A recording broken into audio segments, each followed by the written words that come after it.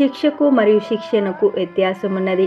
చేసిన తప్పుకు విధించే దండన శిక్షణగాను, చేయని నేరమును మంచితనమునకు సంభవించే శ్రమలు కష్టములు విశ్వాసి జీవితమునకు దేవుడు అనుగ్రహించే క్రమశిక్షణగాను తలంచాలి.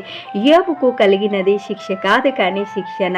ఈ సమయంలోనే అనేక మంది వారి నోటి మాటల వలన అనేకమైన గాయాలు చేస్తారు. శరీరానికి గాయాలు చేస్తే త్వరగా తగ్గిపోతుంది, కానీ నోటి మాటల చేత గాయము చేస్తే అది ముద్రగా ఉండిపోయి మనసుకు నొప్పి కలిగిస్తుంది. ఎవరి నోటి మాటల వలన యోబుకు నొప్పి రాకుండా దేవుడు చాటున చేస్తూ ఉన్నాడు. నా ప్రియ సహోదరి సహోదరుడా, ఏ తప్పు చేయకుండానే నీ మీద నిందలు వేస్తూ ఉన్నారా? నొప్పి కలిగించే వారి మాటల వలన విసిగి వేసారిపోతున్నావా? అయితే యోబు వలె ధైర్యంగా ఉండు. ఎవరి మాటల వలన నొప్పి కలగకుండా ఆయన నిన్ను చాటు చేయునుగాక. ఆమేన్.